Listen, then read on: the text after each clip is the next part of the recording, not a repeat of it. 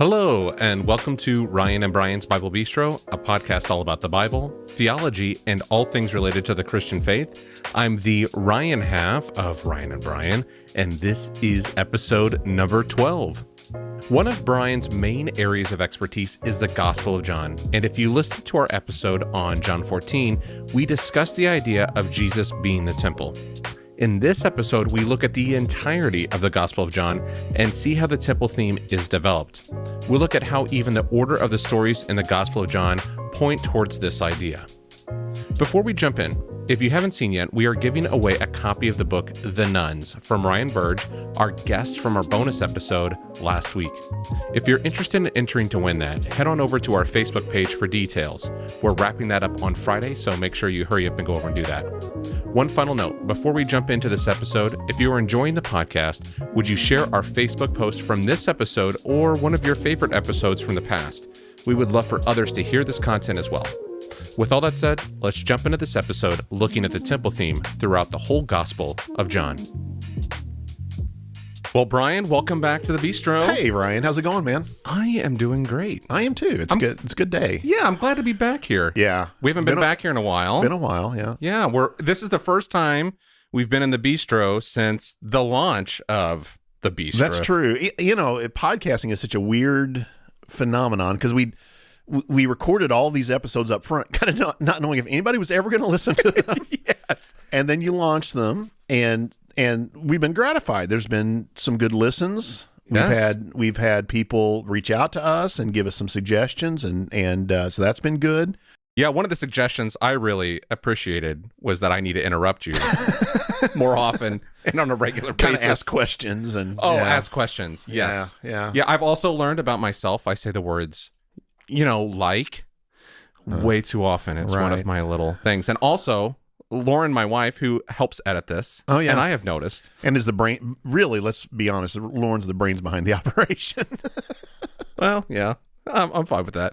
But we've also learned, and listen, because she's sitting there editing and she's laughing, and I'm like, why are you laughing? And she's like, because I'm making these jokes and you don't even respond to me. Well, I mean, I get when I'm teaching, I get focused. Yes. I kind of am thinking about that, and you know. Well, there's an Easter egg for you all in future episodes where I reference Kanye West. Like, this is a gimme. Like, it was a gimme Kanye West reference, and Brian doesn't even stop. Well, okay. Well, I was trying to think about something. I was trying to think of somebody's name, which. Yes, I know. Okay. Well, you made fun of my math skills as well in other episodes. The name was not Kanye West that I was looking for. So. You're right. Okay. All right. Well, Brian, enough of the bantering back in the Bistro. Well, we're glad you're here. We're glad you've all listened and joined us with this. Yeah. Yeah. And so we thought we would talk a little bit more about the temple theme in the Gospel of John today. Yes, that would seem to be an interesting topic that we've discussed so far. A lot of good response to John 14, and so I thought we would take that a little bit further. I mentioned then that was part of a larger theme. I thought I would start with a couple of things. The first thing is I thought I would talk about how it is that I came across this idea in the first place. And it's kind of funny because I was reading a commentary by D.A. Carson, his commentary on the Gospel of John. Yeah. And I'm going to explain a couple terms up front here. Some of you may already know what these mean, but I want to explain these up front because these are going to be important to us as we talk about other things regarding the Bible. I'm going to talk about the word eschatology. And some of you probably know what that means already, but eschatology is really it literally means a study of the last things. So when we think about it biblically, it's talking about things that regarding the second coming of Jesus, things regarding the final age or the last age that we talk about, in Scripture. The age to come is a phrase that Jesus will use sometimes. And so eschatology is just the theological term for study of those kind of things that relate to the end of the world. Yeah, things after now. Yeah. And then there are two terms that are related then to that, and one's called realized eschatology, or you can call it, sometimes it's called inaugurated eschatology. Well, boy, this is going to be an easy topic for us to get to. Well, I said I want to define these up front. It's realized eschatology. So realized eschatology focuses on the promises that we have as believers now. So there are certain things that, because of what Christ accomplished on the cross and because of our response to him, then there are certain things in our life, like the coming of the Spirit, for example. In John, Jesus promises that another counselor, right, a paraclete is going to come. And so this idea that we have the indwelling of the Spirit now is a part of what we call realized eschatology. It's something that we're realizing now. So on that topic, so why is it called realized eschatology? Because why is it considered eschatology? Well, it has to do with this final stage that the Spirit will be with us in the final stage as well. Well, and even now, we're in this last age. Jesus has come. He's accomplished on the cross kind of that final part of what it means. And then here's where it becomes really kind of tricky, is there are certain Christians, it depends on how we understand the kingdom, God's kingdom. And so we understand God's kingdom, I understand at least God's kingdom to be something that is realized, something that is in effect now. It's not yet consummated, it's not yet come to its completion or fruition, but it has begun now. So we talk about, when we talk about being a part of God's kingdom now, that's realized. It's not just future. I remember my parents would always use this phrase, kingdom come, and that's future. So here's the other term I want to introduce you to, future eschatology. Okay. So those are kind of two parts of this, realized eschatology or inaugurated eschatology, and then future eschatology. Now, all of that, so is that clear? Or? Things now and things to come. Yeah, we could say that. And a lot of times we talk about the kingdom as the already not yet kingdom or that kind of thing. You may have heard that phrase, but all of that was prefaced to kind of explain to you so I was reading this commentary by Carson, and in the introductory section, he was talking about different themes and different ideas in the Gospel of John. And one of them, he made the point, and lots of people have made this observation, but he made the point that John's Gospel is very focused not on future eschatology, but on realized eschatology. So he talked about that idea that the Spirit is present with us. John uses this term. He likes this term. It appears in the other Gospels, but he uses a lot, eternal life, this idea that has begun now. You might remember Jesus talks to Lazarus' sister, and there's that whole discussion about, in fact, there's a good example of realized versus future eschatology. They have this discussion, and she says, well, if you'd been here, my brother would not have died, and yet even now I know whatever you ask. And Jesus says this, if you remember, Jesus says, your brother will live again. And she says, oh, I know he will again in the last day. Right. She's thinking future eschatology. And Jesus then says this thing, that those who believe in me, even though they die, yet they will live. That's realized eschatology. Do you see what I'm saying? That the eternal life has begun now. Okay? Yeah. So that's kind of the distinction I'm drawing. So anyway, Carson makes this point that John is very focused on realized eschatology, but there are elements he mentions of future eschatology, and he quotes John 14 as an example of that, right? Yes. In my Father's house are many rooms, which we've talked about in a previous episode. Right. If you haven't listened to that, in order to make go sense back of this, to that right, episode. That's a good episode, right? But that idea began to percolate in me, and it led me to this question: why here? Why in John 14 is this idea of future eschatology? And so I wanted to use this as an example to talk about the way we sometimes come with questions to the Bible, what kind of questions we bring, and so. When we begin to ask these kind of questions, I think we need to be open to hearing what the text says. So I went with the question, why in John, and I even thought I had some ideas about the answer. Yeah, and because a lot of other John is realized eschatology. Is realized. So why future here? Right. Why all of a sudden in John 14 do we have this future-looking heaven? And in my head, kind of my proposed answers, we've talked about the upper room discourse. Well, this upper room discourse may be kind of moving toward that idea of the future. Up to now, he's been talking about his present ministry, and then so that's what I went into the whole discussion with. And then, as we talked about in the previous episode, I began to notice the language that was used, like my Father's house, when it's used earlier, is talking about the temple, this idea of the word place, which is used for the place of worship in other places, and begin to think about what Jesus is really saying there. And I begin to realize, in my understanding, that's not about future eschatology, but it is about realized eschatology. You see what I'm saying? Mm-hmm.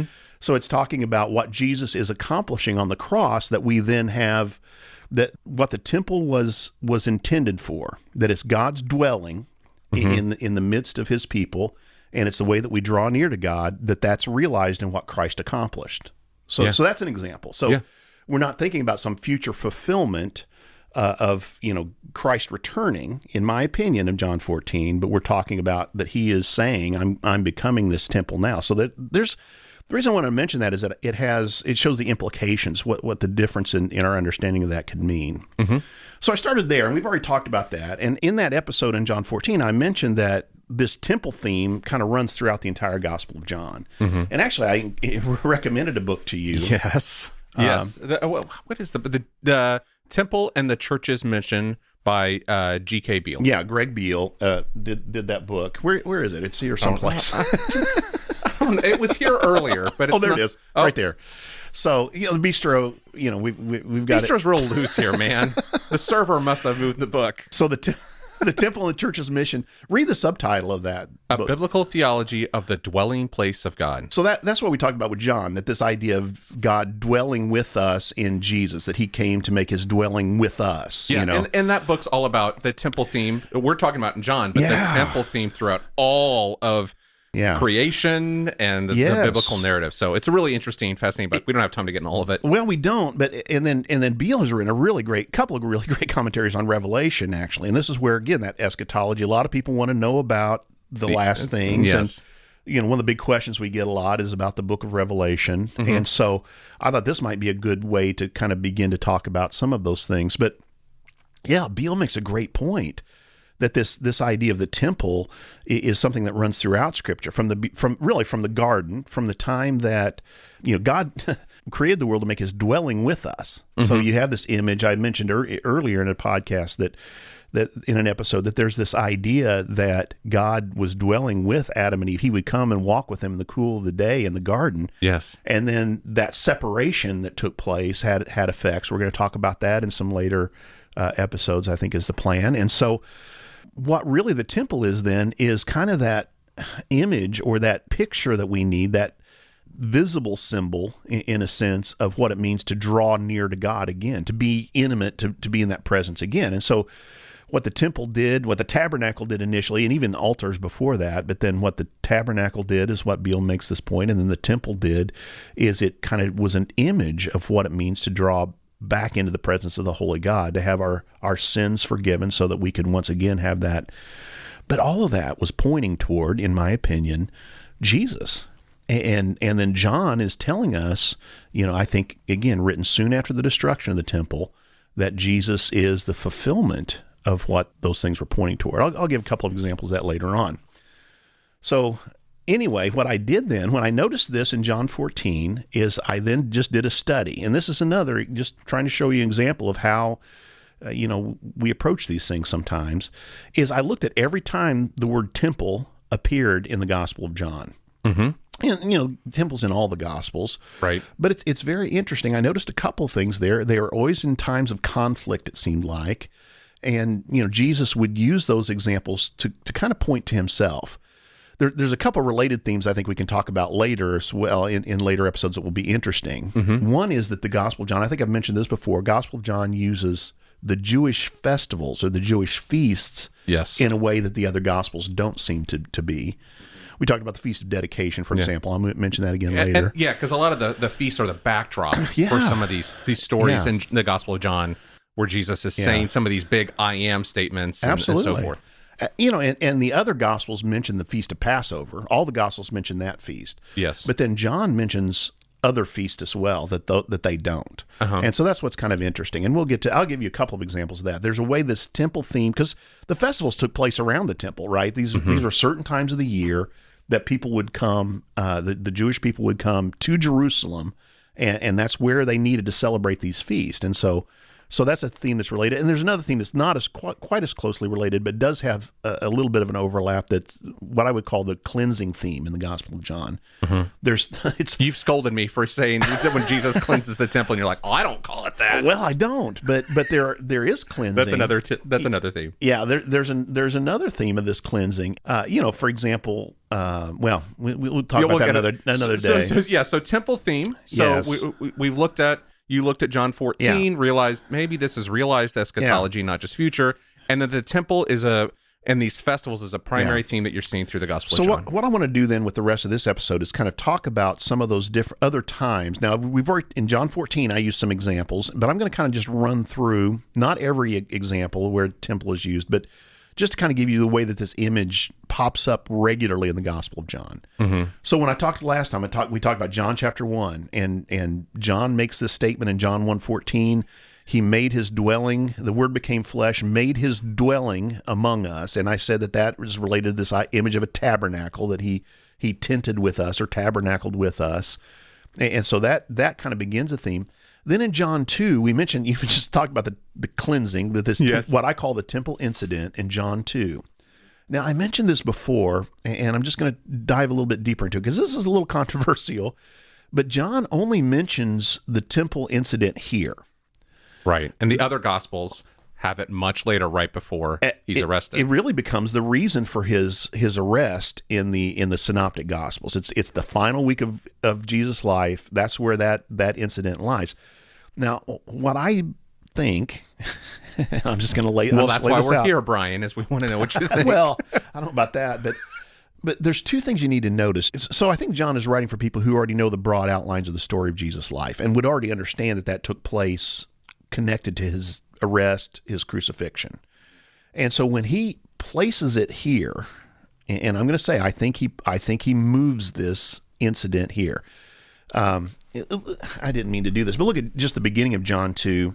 Okay. Because there's not, I shouldn't say the beginning, but the beginning of it is the wedding feast at Cana. And then I was going to say to the people who are listening too, we're going to go through several scriptures here, but I'm going to try to explain them. So don't feel like you have to kind of flip along with us. We will put a list of these on our show notes, but down in verse 13, it says, the Passover of the Jews was at hand, and Jesus went up to Jerusalem.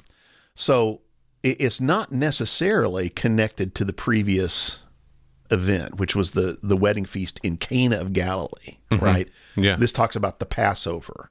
Yeah. Now, again, the other Gospels connect this event with the Passover, but the final Passover of Jesus' life, and I'm saying that there's no time indication here to say that this is the next thing that happened. Gotcha. So I think John, and there are people who disagree with me, good people, and there's reasons that they're wrong. They're wrong. No, I'm not going to say that.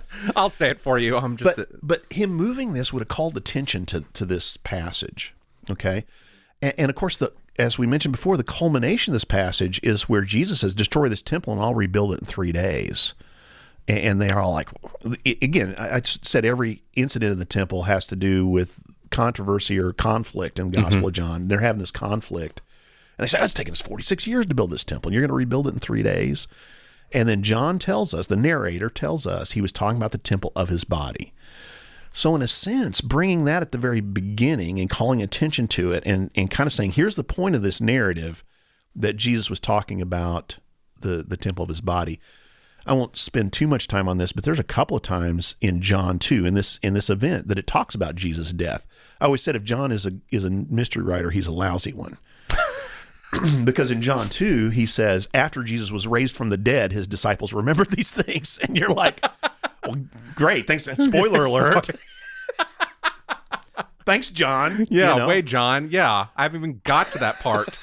So you get what I'm saying? He connects this with the death of Jesus. There's a couple of different times. And the scripture they remember is that zeal for your house, there's that house will consume me. And so this idea of his death is connected here already. But anyway, whether or not you think that's the case, the fact, if there are two cleansings or two incidents, now you got me doing it, two temple incidents.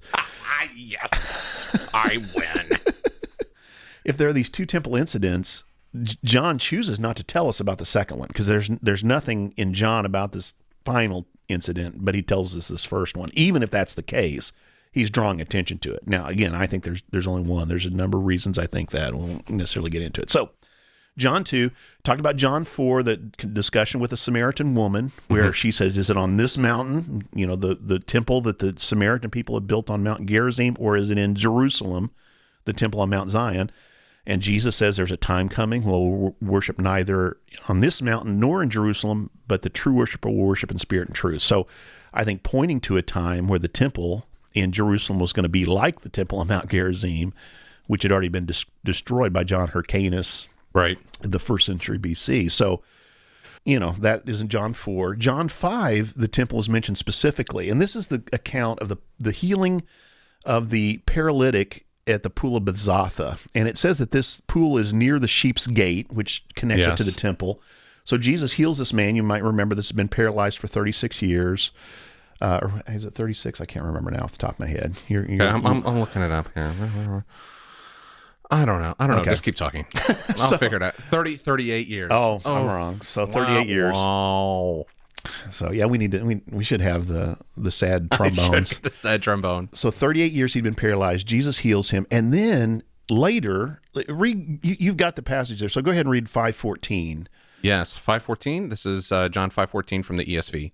Afterward, Jesus found him in the temple and said to him, "See, you are well. Sin no more, that nothing worse may happen to you." And then he departs. Yes. It says, the next verse says that he departs. Mm-hmm. So Jesus goes specifically and finds him in the temple. Now, here's what I think is going on is what the pool could not do, what all of this other cannot do, Jesus was able to do for the man.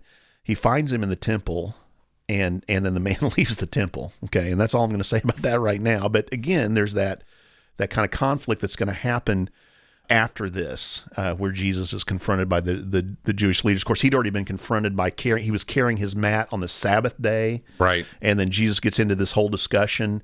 And essentially, I can only do what my Father... Yeah, to this very day, my Father's working to this very day, and I too am working. And yes. He makes himself equal with God. And of course, that caused a little bit of a stir. A little of a stir. So that's John 5. So the conflict again in connection with the temple. John 7, I'm going to come back to. Actually, I think we're going to do a two-parter on this. Yeah. And I think the second part, I'm going to talk about this in more detail. But John chapter 7 is one of these places. You remember I mentioned the theme of the Jewish feasts and the temple theme. This is one of those places where those come together. In John 7, this is Jesus' brothers basically kind of say, hey, if no one becomes a public figure by hiding up in Galilee. If you're really this dude, you need to go down to Jerusalem and kind of... This is where it's at. Right. But he waits, and this is connected to a feast. It's called the Feast of Tabernacles. This was a fall harvest festival. I compare it somewhat to our Thanksgiving. I'll talk more about this in our next episode, but so we'll talk more about the Feast of Tabernacles. Great feast time. So they say, you need to go down to Jerusalem and show yourself publicly. And he doesn't until partway up through the feast. And then look at what it says. And you read John 7:14 through 15. Okay. Here we go. About the middle of the feast, Jesus went up into the temple and began teaching. The Jews therefore marveled, saying, "How is it that this man has learning when he has never studied?" Okay, so John 7:14, he goes up into the temple. Remember, what I'm basically doing is just looking at all these mentions of temple in the Gospel of John. Goes up into the temple. He starts teaching. They're saying, how's he able to do this? When we go into the next stage, we're going to see, in the next episode, we're going to see that there is a conflict that arises because of things that Jesus says connected to this festival. And I'm going to say connected, I think I can show you in the next episode, connected directly to the temple, where Jesus again claims for himself expectations that the Jewish people were thinking about in regard to the temple. Okay. So that's another, and so wait for that. Okay, I'm waiting. Trust me right now on that, and then we'll talk about it in the next episode. Yes. So John 10 is the next time. This is the Feast of Dedication, which we've talked about before. Hanukkah, we've talked about. Hanukkah. And so what happens here is Jesus goes up, and read verses 22 through 24. At that time, the Feast of Dedication took place at Jerusalem. It was winter, and Jesus was walking in the temple in the colonnade of Solomon. So the Jews gathered around him and said to him, "How long will you keep us in suspense? If you are the Christ, tell us plainly." Okay, the Christ is this idea of the anointed one, the coming king that God had promised. And so it's the festival of dedication when they remember the Maccabean rulers. And so they're saying, tell us if you are the Christ, tell us plainly. Conflict again, and Jesus is in the temple. He's walking in the colonnade under a roof. It's winter, so in Jerusalem you get rains. It's the time of the winter rains. And so, again, this idea, this takes place in the temple. I mentioned when we talked about John 14, John 11. Now, the word temple, it may occur in your English translation. This is John 11:48. This is one of the reasons it's important for us to kind of have tools that help us look behind our English translation, because the word temple, for example, appears in the NIV, but the word there, as I'd mentioned in John 14, is really place. the Romans will come and take away our place and our nation. Topos, I talked about, means like a physical location. And so there are some translators, like the translators of the 2011 version of the NIV, translated that as temple. And I think it's referring to temple, but the word temple itself is not there. The Greek word for temple is not there itself, but it talks about it. Then, of course, we come to John 14, and that's where we get that thing that we've talked about before. I think in some ways that's kind of a culmination of this theme of the temple in the Gospel of John, and kind of saying, here's what all of this is pointing toward, is that Jesus is saying, I am the way now that you draw near to God, and I make my dwelling here with you. So I'm trying to recreate the intimacy with God that we were able to have before the fall, before sin entered the world. Right. So Jesus becomes the way, and the temple sacrifices didn't deal with sin, but Jesus comes and becomes the perfect sacrifice so that our sins could be dealt with, and that we can enjoy that intimacy with God, which again I think is even that spirit, the spirit coming within us, and maybe we'll talk about that next episode too, when we talk about John 7. The spirit dwelling within us is that intimacy with God again that we lost because of our sin at the fall. And Jesus is coming to become what the temple was intended to be. I'm going to show you one more thing, and then we'll kind of summarize this. Yeah, I know, I'm moving. Sir jumps around here. Yeah, I'm sorry. No, it's good. It's good. John 15 is the final place I want to look, because then really, I don't think we get too much of the temple after this, because what happens is then it's focused on this act of Jesus' death and burial and resurrection, and him fulfilling again, or go back to what I said at the very beginning of the episode, him realizing, bringing this final age into completion. It is finished, is of course what he says there on the cross, and bringing about this time where we can, because of his work on the cross, become have a relationship with God again that's different than what we've been able to enjoy. So realizing that eschatology, inauguration of the kingdom in a newer way than what we'd seen previously. So let's look at John 15. Okay. Now this is a famous passage. This is the vine and the branches.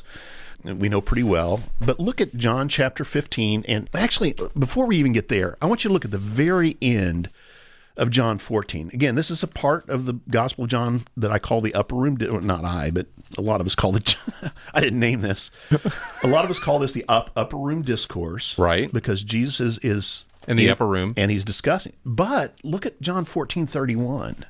John 14:31. The very end, the very last phrase. Yes. But I do as the Father has commanded me, so that the world may know that I love the Father.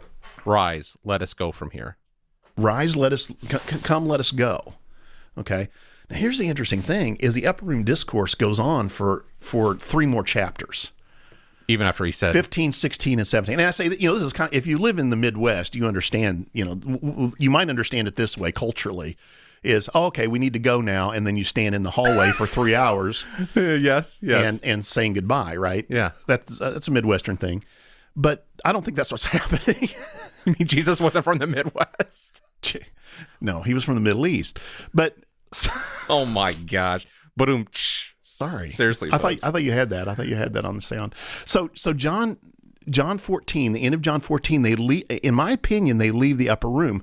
Now later in John 17, after what we call the high priestly prayer a lot of times of Jesus, John 17, you might remember the longest recorded prayer of Jesus. Then we have chapter 18, verse 1. Jesus had spoken these words. He went out with his disciples across the Kidron. So they leave Jerusalem at that point. So here's what I think happens. And I'm going to tell you why this is significant here in just a minute. I think they leave the upper room, but they haven't yet left Jerusalem. So Jesus continues this discussion with them as they're walking out to the garden, which is where they're going. That's of course where Judas knows that they're going to go, and is going to take the soldiers out to find Jesus there. So here's the interesting thing about this. We have the vine and the branches. John chapter 15. Go ahead and read just the first verse or two there for me. Oh, John chapter 15? Yeah. Okay, let me flip. Okay. I am the true vine, and my Father is the vine dresser. Every branch in me that does not bear fruit, he takes away, and every branch that does not bear fruit, he prunes, that it may bear more fruit. Jesus says, I am the true vine, is what I want to focus on. Now, Vine, the idea of a vineyard is in the Old Testament. You see it in the book of Isaiah, you see it in the book of Ezekiel. It's a way that God talks about Israel. He talks about them as the vineyard. Mm-hmm. And Jesus, of course, uses parables in the synoptic gospels. He talks about the vineyard, that there's a man who owned a vineyard and he leased it out to tenants. You might remember that story. Yep. There's another... Kept killing those he was sending. Yeah, there's another story where he talks about a vineyard that was not bearing fruit, and he said, give it another year, let's make sure it's fertilized, let's take care of it. And it's a way to talk about the people of God's people. Let's just say it that way. This is a way to talk about God's people. But here, so this idea of vineyard and vine, Jesus says, I am the true vine. Okay? Now, here's what's really interesting in connection with this idea of the temple theme. This is kind of an interesting thing. You have to do a little bit. Now, descriptions of the temple, we've talked before about the fact that it would have been one of the most fabulous buildings in the ancient world. All of the ancient writers who talk about it are agreed that there's a certain amount of gold that go on the outside. Now, there's a controversy about exactly how much gold Herod put on the temple, but even Solomon's temple had gold on it. Yes. There's part of it that was golden. Herod's temple is described as having gold on the front of it. But here's an interesting part of this. Across the front of the temple, according to the ancient writers, I'm going to give you a couple of examples here in just a minute, there was a golden vine. Just like in front of the outer courts? Above the door that led, not above the outer courts, above the door that led into the Holy of Holies, let's say, the holy place and the Holy of Holies. There was a golden vine. And there's two different authors, at least two. There's more than that, but Josephus talks about this idea of a golden vine, and so it was a symbol of Israel, right? And here it is on the temple. Now, here's what I find really fascinating, and this is one of the things that makes me believe that this is a true detail, that this is something that really happened. There's a Roman historian from this period of time by the name of Tacitus. I don't know if you've ever heard of him or not. Nope. Okay. Well, Tacitus was writing about the Jewish people, and he says lots of things. And in fact, it's kind of a very negative view of the Jewish people. If you read this is in Book 5 of Tacitus, and he's talking about all these horrible things that they do, and there's all these rumors about the way that they worshipped and this kind of thing. But he mentions this golden vine, and here above the temple, above the door that led into the temple. And he's describing it in connection with other temples in the ancient world. But he says this, I find it interesting. He says that therefore he believes the Jews were worshiping Dionysius. Interesting. The Roman god of wine. Yeah. So you get what I'm saying is this isn't, Josephus is a Jewish person trying to explain to the Romans what the Jewish people believed. And so it might be one thing for him to describe this golden vine. But here's Tacitus, this Roman, who says, "Oh, there was this golden vine. They probably worshipped the god of wine." Right? Yeah, he doesn't like him, so he doesn't understand it, and so he doesn't understand the references to the Old Testament. I think this idea of the vineyard and this kind of thing. So, just imagine this. Just allow me to imagine for a minute. If Jesus and the disciples have left the upper room, we've talked before about the thing that would have been most prominent in Israel. In Jerusalem during this period of time would have been the temple.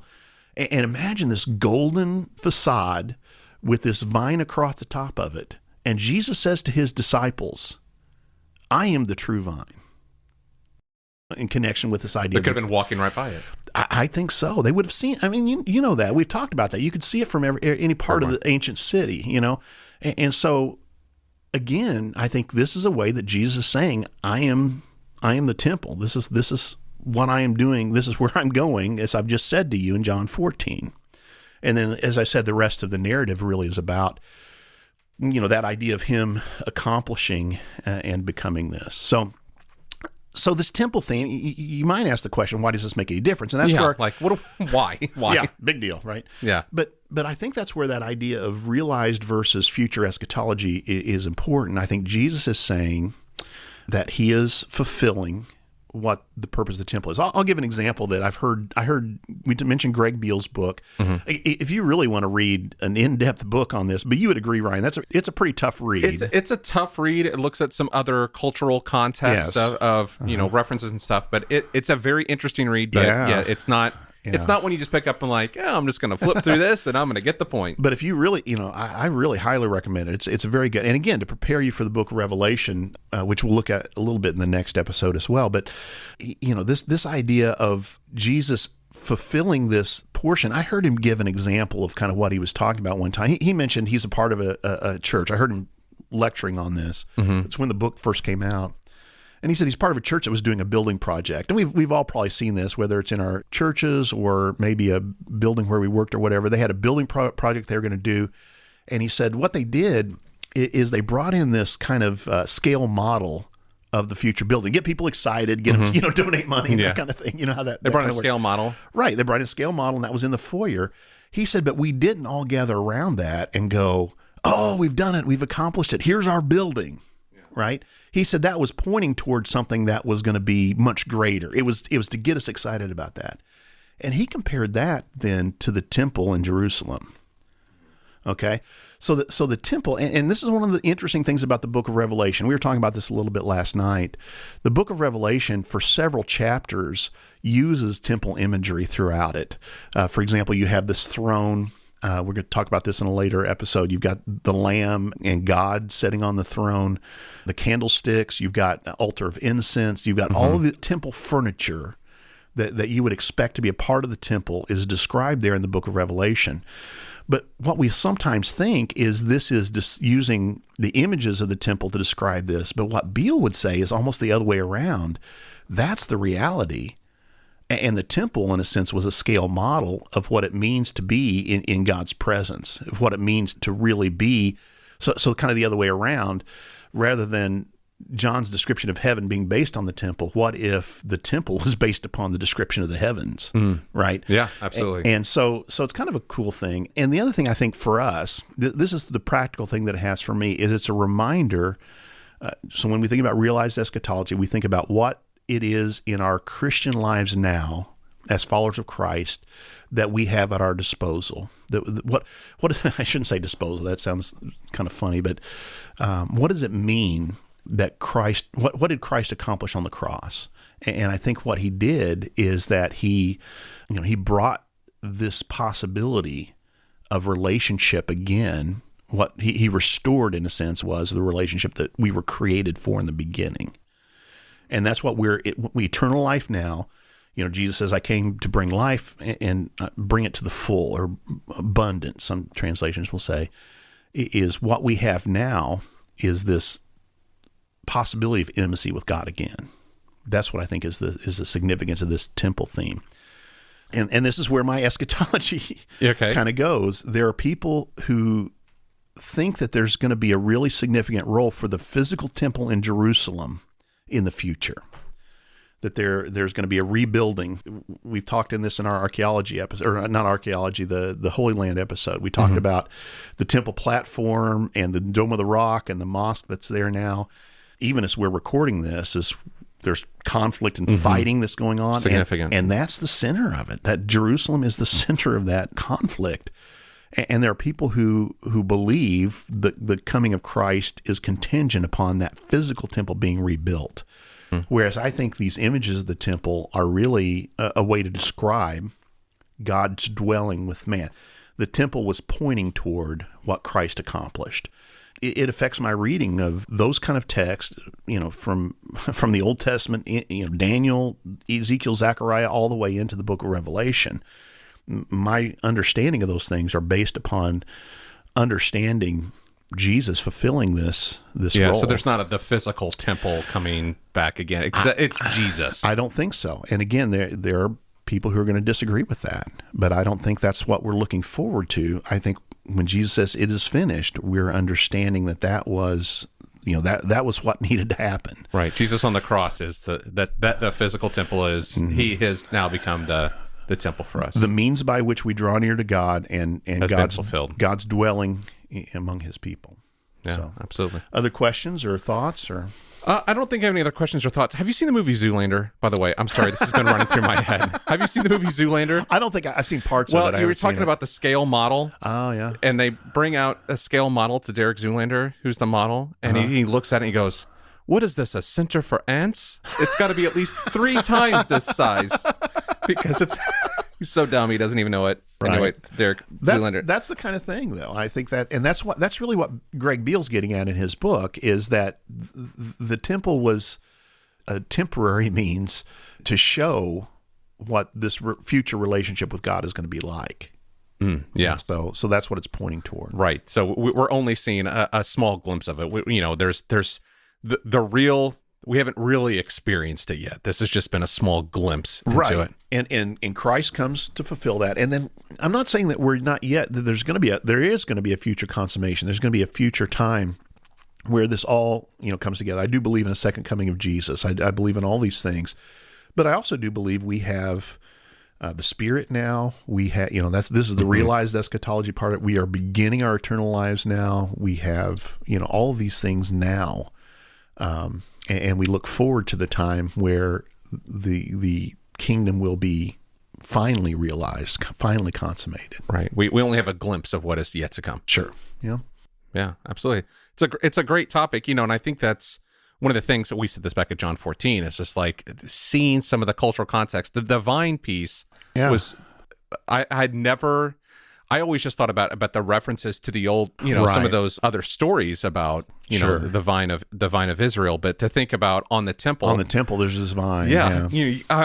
I was trying to visualize this in my head. Like, does he just like kind of glancing over there, like they're walking by and glancing at it or pointing towards it and saying, again, it's just those little things. Like you said, they got up and left. Yeah. And then references that. And I think that's an interesting, some of those details, at least for me, I may be just the dumbest person, but I miss, or it's just like, I don't think that's the important part, but it's even in those details that you start to, it helps fill in the narrative gap for me. Like I can see them walking. It's like a movie, you know what I mean? Like if you just heard the dialogue of a movie, but you didn't see the pieces of them moving, once you see them moving and the dialogue together, it just gives you a much richer picture of what's happening in that place. We've talked before about how important it is to read these in large sections, like read the whole. Yes. And that's really what I'm trying to do. When we look at these themes that run throughout the book, and here's, I know some people, and I've gotten this question about, well, how do people misunderstand this, or, again, however we've understood it culturally or whatever. And part of it is, when people would have heard this initially, they would have heard it, they would have listened to it, and you mentioned this idea of visualizing it, because we're a very visual culture. Mm-hmm. We think you referenced Zoolander earlier. Man, if you haven't seen Zoolander, go watch it. It'll help you remember about this temple theme. Anyway. We're a very visual culture. We're centered on movies and those kind of things, but they would have been a very audible culture, because they heard things read. And so when you heard the whole Gospel of John read, these kind of words would have stuck out to you, right? These kind of themes, I think you would have picked up on. You were able to you had a longer attention span probably than they weren't distracted by all the other visuals. Like the visuals were only painted for them in words, right? You know what I mean? And so it would have been much more, they're living around the temple. So that's what I'm trying to do when we do some of these searches, when we look for the meaning of these words, when we see the way that they're repeated throughout the book. I've mentioned the importance of words. We're going to do a video, I think, on how we can do some of this, and you can use even online resources to find some of these things for yourself. But I think what we're really doing is we're trying to bring the text back and hear it in a way that it would have been heard by the first recipients of these texts, as much as we're able to. We recognize the separation, and we try to overcome it to the best of our ability. So, and implications are for us to realize where we are in the story. And that we do have access to some things that are, the Spirit is here with us. That it's what Jesus has started. It's not just all future tense, but there are things that have happened. That are happening today. Yeah. And the next episode in John 7, I'm excited about, because I think, when you talk about the Spirit, I think that's one of the things that, John says specifically that's what Jesus is talking about there. And I think you'll be interested in some of the things we see there too. Yeah, absolutely. Well, Brian, thanks so much for sharing the knowledge. Ryan. Yeah. It's good to have you back in the bistro. It's good to be back in the bistro. It's nice. Yeah. I need another cup of coffee though. Yes. So. We're going to refuel with some coffee. Yeah. And then next week, we're going to be back with the John 7. John 7. All right. Thanks, dude. All right. Good to see you, man. Bye. Well, thanks so much for listening to this episode of Ryan and Brian's Bible Bistro. We hope you enjoyed it. As we mentioned, we will be jumping right back into Scripture next week as we look at and explore John chapter 7, verses 37 through 38. We talk about Hebrew parallelism. Don't worry, Brian explains it. And punctuation in Greek. Hint, there isn't any. And how moving some punctuation in our English translations and moving a verse break, which was also added later, can change everything. It's a great episode. In the meantime, you can find show notes, links, and more for this episode and others at thebiblebistro.com. You can also find us and follow us on Facebook and Instagram at The Bible Bistro. And as always, you can subscribe to us on either Spotify or Apple Podcasts or anywhere you get your podcasts. Just search for Ryan and Brian's Bible Bistro. If you're enjoying the podcast and find it helpful, would you also please give us a review with Apple Podcasts? The more positive reviews we receive, the more likely others will be able to find and listen to this content. And as I mentioned in the introduction, we are running a giveaway for Ryan Burge's book, The Nuns. If you want to get in on that giveaway, you need to go to Facebook and give us a comment on the post that's pinned at the top. That contest and that giveaway is ending on Friday. So make sure you get in there, leave us a comment, and get entered. With all that said, we'll talk to you next Tuesday.